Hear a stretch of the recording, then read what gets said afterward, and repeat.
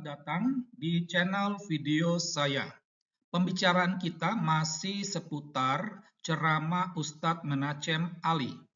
Kali ini saya tidak secara langsung membahas konten atau isi dari ceramah beliau, tetapi saya mau menganalisa ya soal label yang diberikan kepadanya, yaitu pakar filologi ya.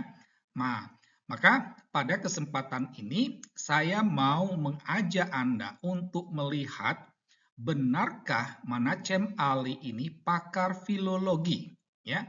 Namun sebelum kita membahas topik ini, jangan lupa untuk mengklik tombol subscribe, aktifkan loncengnya, dan klik tombol like-nya. Sebelum kita mengulas topik kita, terlebih dahulu saya mau mengajak Anda untuk fokus pada istilah pakar filologi ya.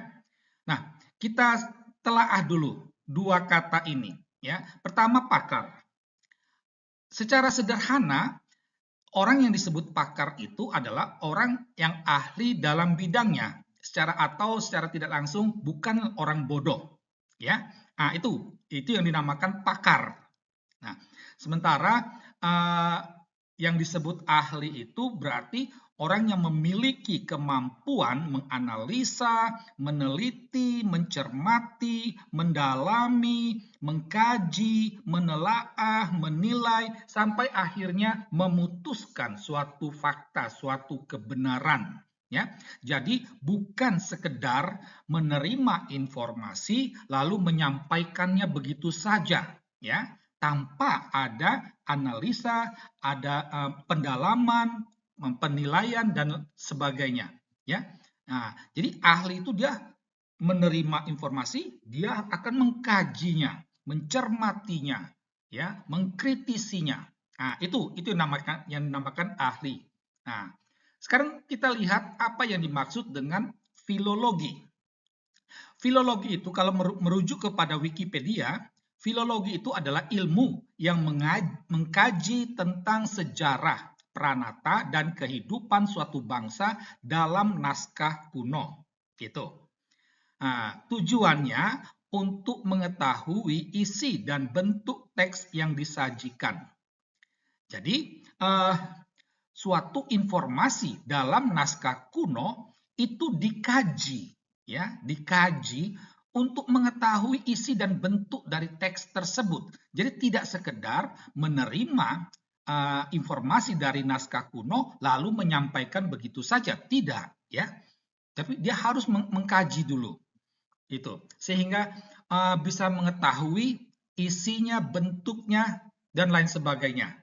Nah, orang yang mendalami ilmu filologi itu disebut filolog, ya. Tugas seorang filolog ini adalah mengungkap kebenaran dalam teks sejarah. Itu. Nah, selain itu juga membuka fakta dari ilmu-ilmu masa lalu untuk kepentingan ilmu masa kini. Ini tugas filolog. Nah, dari uraian ini kita bisa bertanya, benarkah Menachem Ali itu seorang filolog?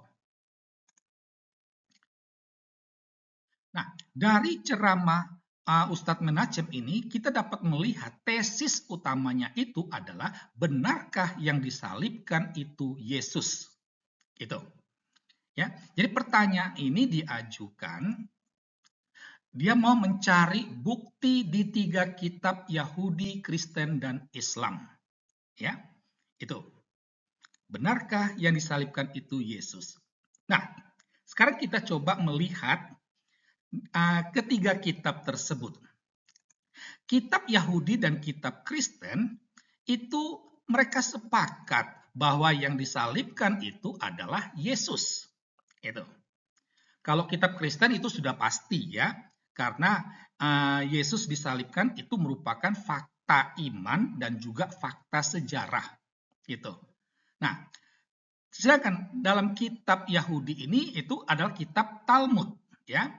Dan dalam kitab Talmud itu yang disalibkan itu adalah Yesu ben Pandera. itu band Pandera ini ya secara kasarnya bisa dikatakan seperti anak haram lah gitu. Karena apa? Karena Maria melahirkan tanpa persetubuhan dengan Yosef. Itu. Nah, itu dicurigai sebagai anak haram. Itu. Makanya mereka tidak menyebut Yesus bin Yusuf, itu tidak, tapi Yesus ben Pandera. Itu sebuah bentuk penghinaan sebenarnya. Itu.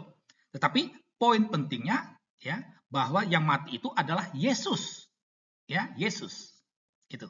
Jadi ini sekaligus mau menjawab karena ada orang yang mengutip penjelasan Menachem Ali ini mengatakan bahwa hanya kitab Kristen saja yang berbeda sementara Talmud dan Islam itu sama.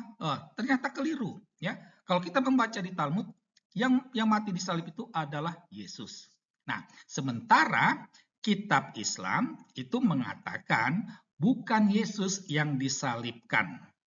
Nah, berangkat dari ini, kita coba mau melihat tugas filolog. Apakah Menachem Ali sudah melaksanakan tugasnya mengungkap kebenaran dalam teks sejarah dan membuka fakta dari ilmu masa lalu untuk kepentingan ilmu masa kini? Kita lihat bersama.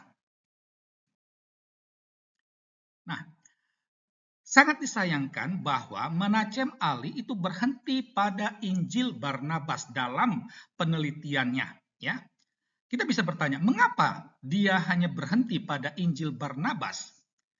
Jawabannya sederhana sebenarnya, karena dalam Injil Barnabas itu tertulis bukan Yesus yang disalibkan. Yang disalibkan itu adalah Yudas Iskariot. Ya, itu.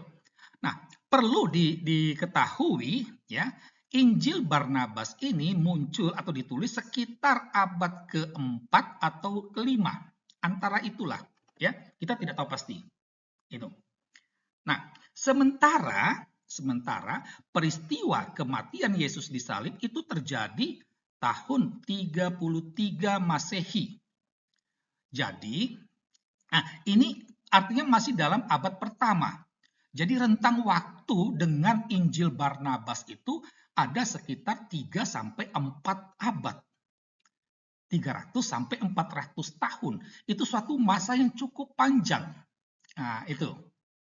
Nah, kita bisa bertanya kepada kepada Menachem Ali, ya. Kalau kita berujuk pada definisi filologi tadi, ya, mengkaji tentang sejarah pranata kehidupan dari naskah kuno, ya. Kita bisa bertanya, kenapa Menachem Ali tidak memakai teks sejarah yang dekat dengan peristiwa penyaliban? Ada banyak teks sejarah, baik itu dalam kitab orang Kristen maupun dalam kitab sejarah dunia yang ditulis oleh Tacitus, Josephus Flavius, ya, Mark Serapion, itu. Semua teks sejarah yang bukan orang Kristen menulis secara objektif bahwa yang mati itu adalah Yesus. Nah, kenapa itu tidak dipakai? Ya, kenapa Menachem Ali justru hanya berdasarkan pada Injil Barnabas? Itu, ya. Nah, atau kenapa tidak mengkritisi teks Injil Barnabas itu? Padahal tujuan untuk filologi itu adalah untuk mengetahui isi dan bentuk teks yang disajikan. Kalau teks Injil Barnabas itu dikritisi, tentu Menachem Ali tahu bahwa yang menulis Injil tersebut bukanlah Rasul Yesus, bahwa Injil Barnabas ini dipengaruhi oleh aliran sesat Doketisme. Itu. Jadi ini sayang tidak dikritisi oleh Menachem Ali yang katanya pakar, ya. Nah, dari sini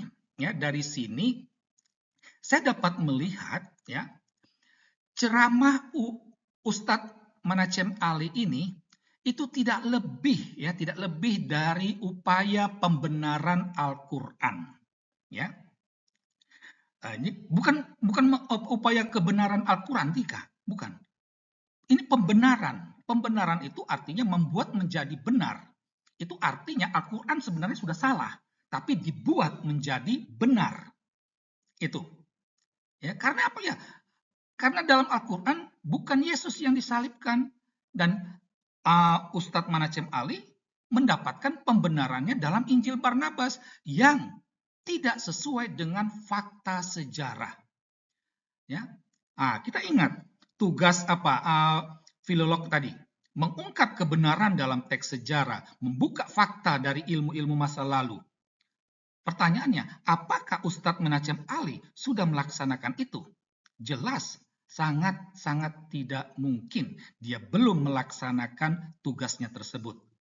Jadi, apakah Menachem Ali ini seorang pakar filolog? Silakan jawab sendiri. Sekian dan terima kasih.